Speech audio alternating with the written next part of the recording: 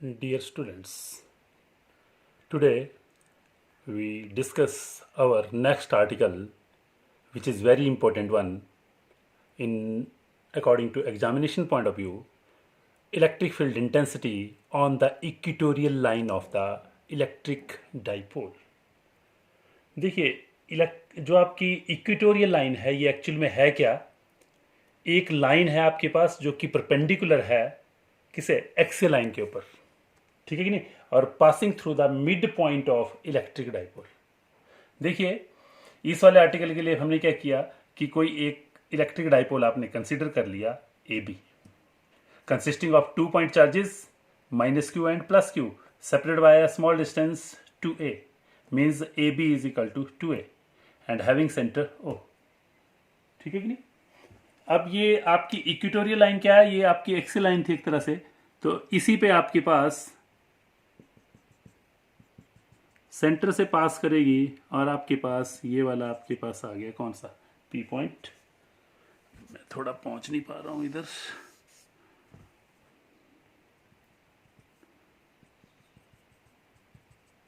ये आपके पास वो पी पॉइंट। तो we have to find electric field intensity capital E vector at point P on the equatorial line of the dipole where O P is equal to R, ठीक है। अब जैसे आपने एक्सियल लाइन में किया था कि क्या चीज कि इस माइनस क्यू के चार्ज के कारण भी यहां पर एक इलेक्ट्रिक फील्ड क्या होगी, इंटेंसिटी होगी। तो इस प्लस क्यू चार्ज के कारण भी यहां पर एक क्या होगी, इलेक्ट्रिक फील्ड इंटेंसिटी।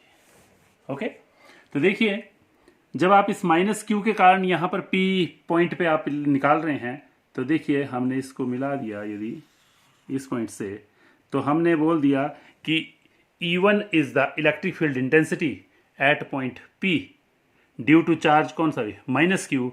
तो देन आपको फॉर्मूला पता है कि E1 is equal to 1/4πε0 Q upon उस चार्ज से लेके उस पॉइंट तक का क्या बोलेंगे, डिस्टेंस। तो आपको पता है ए से लेके मेरे को कौन सा चाहिए, P तक का, तो ये आएगा AP square. Okay, but according to Pythagoras theorem आपको पता है कि यहां से यहां तक डिस्टेंस है, इसका हाफ मीन्स ए है, ये वाला आपके पास आर है, तो ये उसका क्या है, इस राइट एंगल ट्रायंगल का क्या है, ये क्या हाइपोटेन्यूज है। तो ये फाइंड आउट करना है, तो ये तो आपको ऑटोमेटिकली पता है आपके पास कि यहाँ पे फार्मूला लग जाएगा कौन सा, A P square is equal to, देखिए निकाल रहे हैं कितना भी, आपके बड़ी वाली साइड को पहले लेता हूँ, O P square plus O A square, it means ये बन गया R square plus A square, A P square this one. तो E1 comes out to be, E1 is equal to 1/4πε0 Q upon R square plus A square। Okay, इसको हम equation number 1 मान लेंगे, ठीक है। अब आपको इस पिक्चर में इससे, क्योंकि ये आपके पास पता है कि E1 जो इलेक्ट्रिक फील्ड इंटेंसिटी है at point P due to this charge, तो इसकी कुछ ना कुछ क्या होगी, डायरेक्शन भी होगी। तो नेगेटिव वाले की डायरेक्शन कहाँ होगी, नेगेटिव वाले की तरफ को, तो ये वाली आपके पास आ गई कौन, E1 वेक्टर, ये वाली आपके पास आ गई E1, रिप्रेजेंट किया हमने E1 ये, ठीक है। तो इट मीन्स आपके पास यहां पर हो गई कि इट इज अलोंग किस तरफ को, P से A की तरफ है, तो अलोंग PA। ओके, ठीक है कि नहीं। ये आपके पास PA की तरफ को आपके पास आ गई, तो मैंने इसी की तरफ को यदि नेम देना है तो आप नेम और भी दे सकते हैं। यदि आप सपोज करते हैं ये AB, इसको हमने यहाँ पिक्चर में C देना है, तो आप इसको यहाँ पर C भी दे सकते हैं, तो रिप्रेजेंट आ जाएगा it is along PC vector. देखिए अब आपको पता है कि यहाँ पर कुछ ना कुछ एंगल बन रहा होगा, तो हमने ये वाला एंगल को मान लिया अपनी तरफ से कितना भी, थीटा। इट मीन्स हमने अपनी तरफ से कर दिया कि लेट एंगल, जिसका एंगल बनता है उसको बीच में रखते हैं आप, तो कैसे पढ़ेंगे इसको, इनके भी हम पी ए बी ए के साथ एंगल बन रहा है, वो आपने क्या मान लिया, थीटा। तो वैसे ही आपको पता है कि प्लस क्यू चार्ज के कारण भी निकालना पड़ेगी। तो प्लस क्यू चार्ज से भी आप इस वाले तक का डिस्टेंस लेंगे तो ये वाला एंगल भी आपके पास क्या आएगा, थीटा ही आएगा। वाई, क्योंकि आपके पास ये दोनों ट्राइंगल कैसी हैं, सिमिलर वन। तो मैं इसको भी साथ साथ लिख देता हूँ कि एंगल पी बी ए भी आपके पास कितना हो गया, थीटा। ओके चीज, मैं इस क्वेश्चन को बिल्कुल एक शॉर्ट कट तरीके से बताऊंगा आपके पास, विशेषकर मेडिकल वाले स्टूडेंट्स के लिए, क्योंकि उनको मैथमेटिक्स के फॉर्मूले कुछ एक याद नहीं होते। तो हम इसमें +1 का ही कुछ एक रिलेटेड लेंगे आपके पास। देखिए अब यहाँ पर E1 वेक्टर ऐसे है आपके पास, ठीक है कि नहीं। E1 वेक्टर यदि आपके पास ऐसे है तो मैं इसको यदि बना रहा हूँ तो ये वाली चीज़ है यहाँ पे, ये आई आपके पास कौन सी, E1 वेक्टर, ये वाला पॉइंट था आपके पास P और ये वाला कौन सा था, C। ओके, यदि मैं इस AB के पैरेलल लाइन यहाँ पे ले लूँ बीच में, कहाँ पे, ये P पॉइंट पे, यहाँ पर मैंने यहाँ पे ले ली, ठीक है कि नहीं। इसको मैंने नेम दे दिया, डिस्पोज करते हैं, मैंने R दे दिया।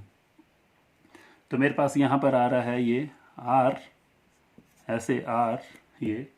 तो आपको पता है कि ये वाला एंगल और ये वाला एंगल कैसे होते हैं, सिमिलर वन होते हैं, अल्टरनेट एंगल्स। तो ये वाला एंगल कितना आ गया, थीटा। ओके, मैं इसको साइड में बना रहा हूँ ताकि आपके लिए इजी रहेगा कि वो ही चीज़ बन रही है। ये वाली लाइन तो वैसे ही आ रही थी आपके पास नीचे को डॉटेड, ये वाली लाइन, ठीक है। तो आपने +1 में पढ़ा था कि ये वाला कोई वेक्टर है, उसके बाद एंगल ये बन रहा है, तो इसके दो रेक्टेंगुलर क्या होते हैं, कंपोनेंट्स होते हैं। तो जिस साइड को एंगल बनता है उस साइड को आता है आपके पास कॉस वाला, और जिस साइड को एंगल नहीं बनता है उस साइड को आता है आपके पास साइन वाला कंपोनेंट। ओके, तो इसका मतलब कि आपने यहां पर कर दिया कि E1 vector has 2 rectangular components,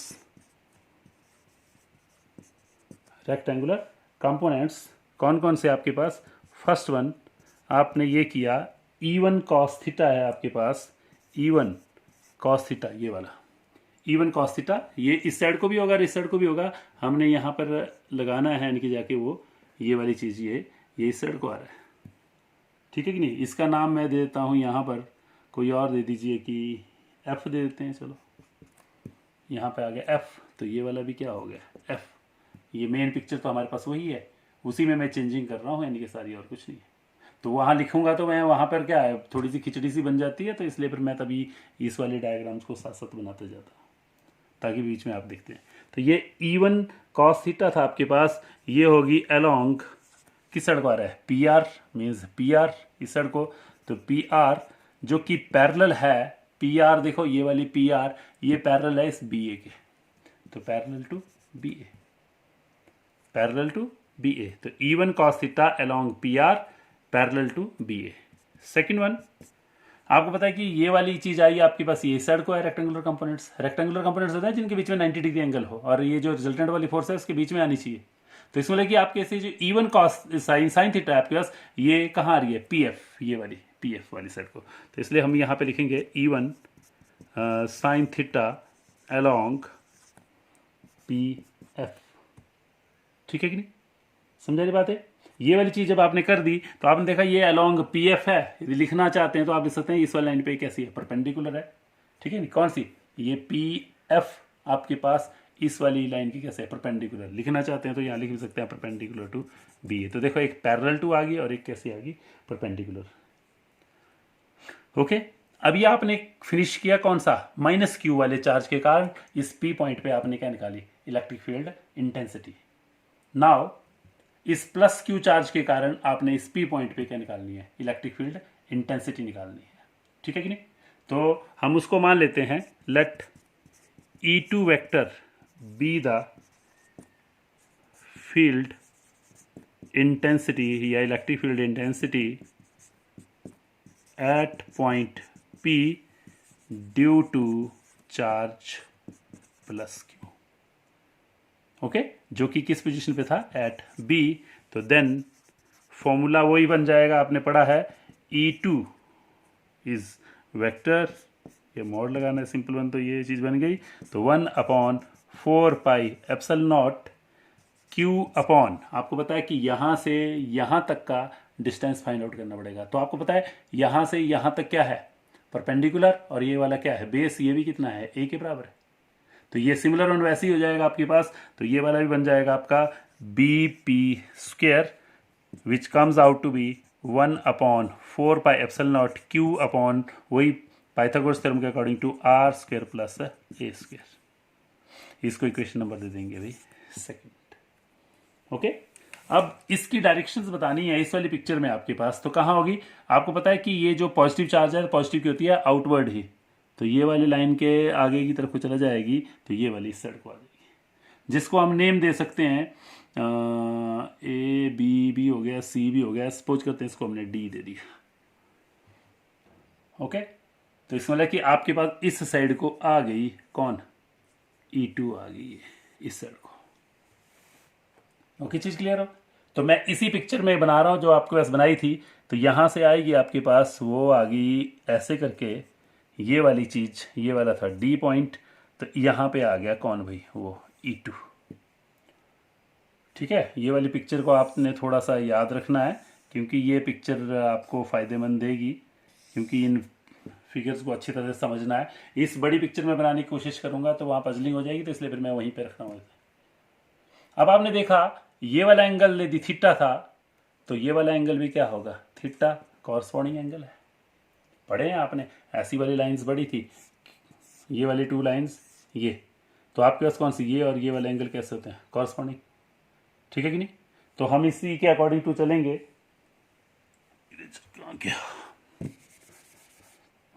तो इसका मतलब कि ये इट इज अलोंग आपके पास आ जाएगा, यहां लिखेंगे it is along P D vector. Okay, अब देखिए जब ये पी डी आई है तो इसके भी दो रेक्टेंगुलर क्या होंगे, कंपोनेंट्स। कहाँ कहाँ होंगे सोचो, देखो ये वाला एंगल बन गया, अब आपके पास कौन सा, थीटा। तो आपको पता है कि एक इस साइड को भी आना है, ये इसको मैं ऊपर की तरफ को बढ़ा दूंगा यहाँ, ये वाली चीज ऐसे। ठीक है कि नहीं। ये वाली आई आपके पास कौन सी, एफ।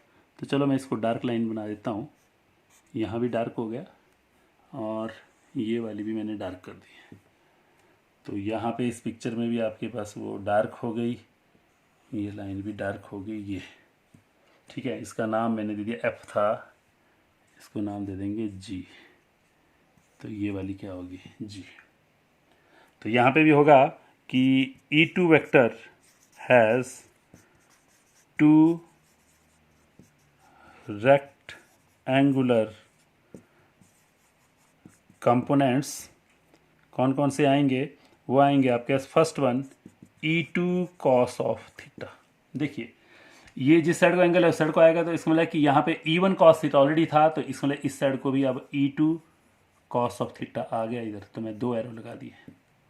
तो ये वाली भी चीज किसको आई, ई अलोंग कौन सी आई है, पी आर, जो कि पैरेलल था आपको पता है बी ए के। Okay, and then second one, वो जो E2 साइन ऑफ थीटा है, तो आपको पता है वो इस साइड को जाएगा, तो ये वाला है E2 sign of theta. Okay, इस वाली पिक्चर में आपके ऐसी है E2 साइन थीटा इधर आ गया। तो ये किस तरफ को था, अलोंग, अलोंग, इसका नाम था मैंने पी जी दिया। ठीक है कि नहीं। ये परपेंडिकुलर टू किसके है, बी ए ही है। ओके, बट इसकी डायरेक्शंस आपके पास कुछ अलग आएगी, आपके पास ये चीज समझनी है, ये चीज होगी क्लियर। अब जब आपने ये चीज बना दी आपने, तो दो कंपोनेंट्स बन गए। अब जरा इस पिक्चर को देखिए और इसके हिसाब से आप यानी कि सोचिए कि क्या क्या चीज बन रही है। आपने एक देखा फ्रॉम, ये इक्वेशन नंबर 1 मानी थी, ये इक्वेशन नंबर कौन सी भैया आपके पास 2 है। फ्रॉम इक्वेशन नंबर 1 एंड 2 आपने नोटिस किया कि E1 की वैल्यू देखो 1/4πε0 Q upon are square plus A square है, sorry Q upon are square plus A square है। तो वैसे ही सिमिलर वन यहाँ पे भी E2 की वैल्यू देखो 1/4πε0 Q upon are square plus A square, ये दोनों वैल्यू सिमिलर वन है। इट मीन्स E1 का मैग्नीट्यूड किसके बराबर आ रहा है, E2 के मैग्नीट्यूड के बराबर आ रहा है।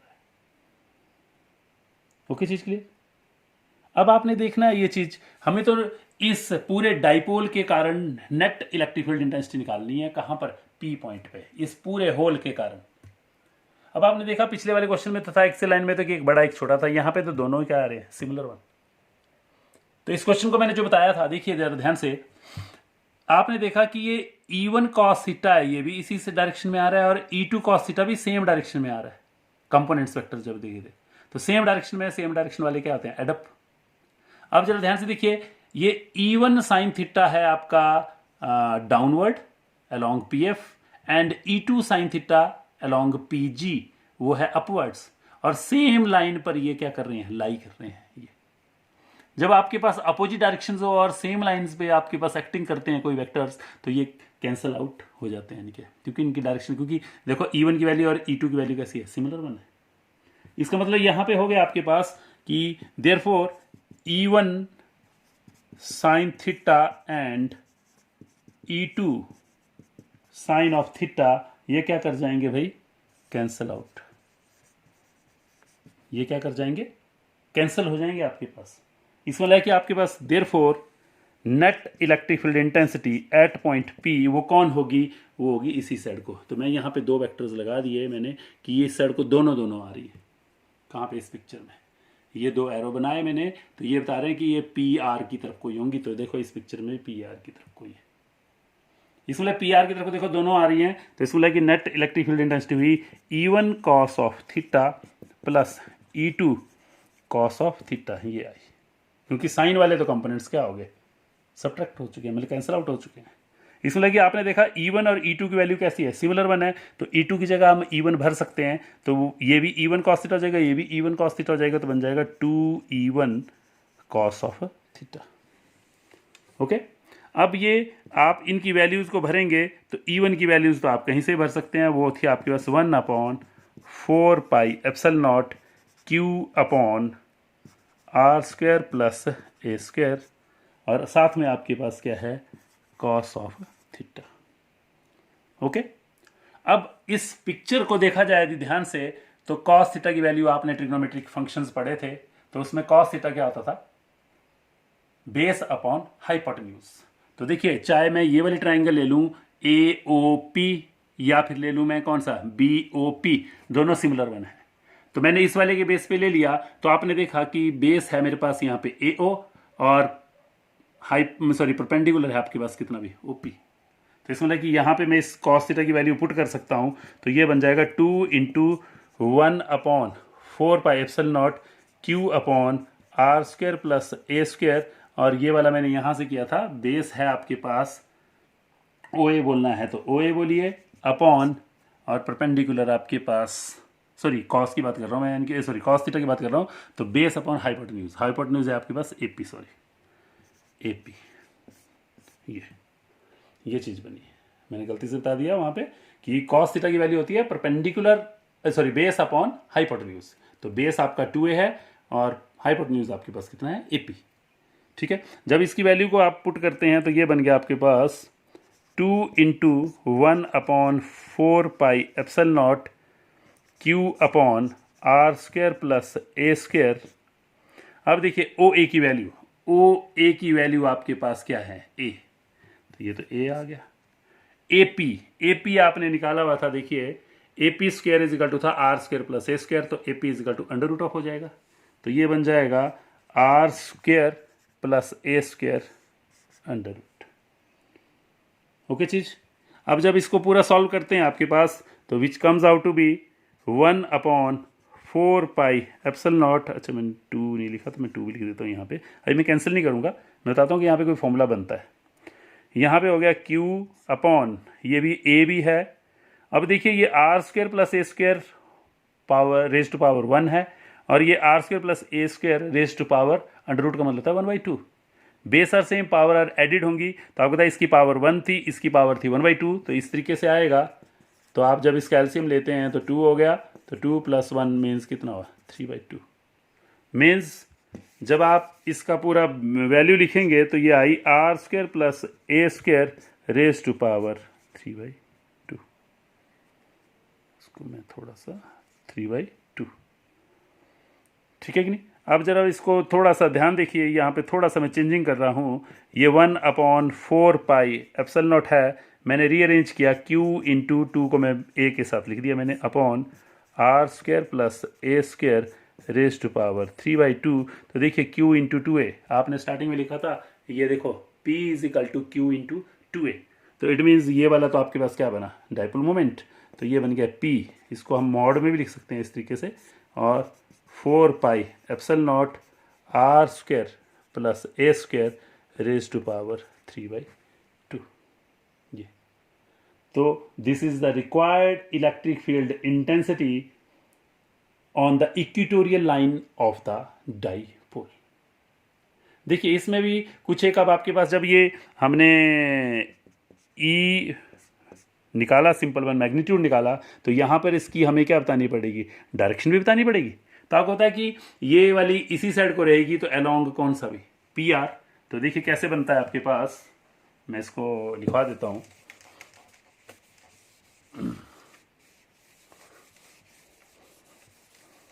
तो यहां पर आपके पास the direction of e vector is along, कौन सी आई आपने देखा था, ये कौन सी, इस साइड को। तो मैं यहां पे लिख देता हूं, ये ई वेक्टर ये वाली है आपके पास डायरेक्शन, जो मेन पिक्चर में लिखा मैंने इस वाले में। तो इसका मतलब है कि आपके पास इज अलोंग पी आर, देखो पी आर है जो कि पैरेलल टू किसके है, B a, parallel to b a, ठीक है कि नहीं। और साथ में ये जो आपका डाइपोल मोमेंट था ये Q इंटू 2a, वो आपको बताया फ्रॉम नेगेटिव टू कौन सा होता है, पॉजिटिव, नेगेटिव से पॉजिटिव की तरफ होता है। तो ये उसके अपोजिट में आ रहे हैं इनके डायरेक्शन। तो इसलिए कि हम यहाँ पे ऐसा भी बोल सकते हैं, that is opposite to P vector. कई बार इनके क्वेश्चन पूछे जाते हैं इस ढंग से, तो आपको ये सारी चीज़ें पता होनी चाहिए, ठीक है कि नहीं। तो इन वेक्टर फॉर्म यदि आपने ई वेक्टर निकालना है तो आपने देखिए ये वाला क्वेश्चन निकाला था, यहाँ था मैग्नीट्यूड और साथ में 4 pi epsilon naught R square plus A square raise to power 3/2 ये था। तो यहाँ पे मैग्नीट्यूड था, अब इसकी डायरेक्शन भी बतानी पड़ेगी इसकी डायरेक्शन। तो आपको पता है पी की डायरेक्शन जब इस पिक्चर में बात कर रहे थे तो ये इस साइड को थी, ऐसे पी वेक्टर इधर को था, पर आपकी जो ये इलेक्ट्रिक फील्ड इंटेंसिटी है वो उसके अपोजिट में आ रही है। तो इसका मतलब है कि ये जो P है आपके पास, ये वाला P, ये जो मैग्नीट्यूड था इसकी डायरेक्शन अपोजिट है, तो ये होगा minus P of vector upon 4 pi epsilon naught R square plus A square raise to power 3/2। This is the required electric field intensity in vector form. Okay, अब इसके स्पेशल केसेस भी हो सकते हैं कि इफ डाइपोल इज शॉर्ट, पीछे भी मैंने करवाया था कि यदि आपका ये जो डाइपोल है ये शॉर्ट हो तो क्या होगा। देखिए यदि आपके पास ये डाइपोल शॉर्ट हो, छोटा हो, तो आपको पता है कि ये डाइपोल बहुत शॉर्ट है, तो इसमें कि ये जो ए वाला डिस्टेंस है वेरी स्मॉलर वन हो जाएगा इन कंपेरिजन टू इस आर के, इस आर के कंपेरिजन में ये कैसे हो जाएगा, छोटा। तो इसका मतलब है कि आपके पास जब भी आर्टिकल्स में आपके पास होगा तो इसमें कि 2a is very very less in comparison to R. तो जब भी आर्टिकल्स में कहीं पे भी आपके पास आएगा कौन सा, यदि मैं इस आर्टिकल मैग्नीट्यूड की बात कर रहा हूं, इसमें कि यहाँ पे ए स्क्वायर था, स्मॉलर वन है, उसका स्क्वायर करोगे तो और भी छोटा हो जाएगा। ये बड़ी चीज थी, इसका स्क्वायर करोगे तो और बड़ा हो जाएगा आपके पास। इसमें कि यहाँ पे आर स्क्वायर के कंपैरिजन में ये a square very very smaller one है, इट मे बी नेग्लेक्टेड।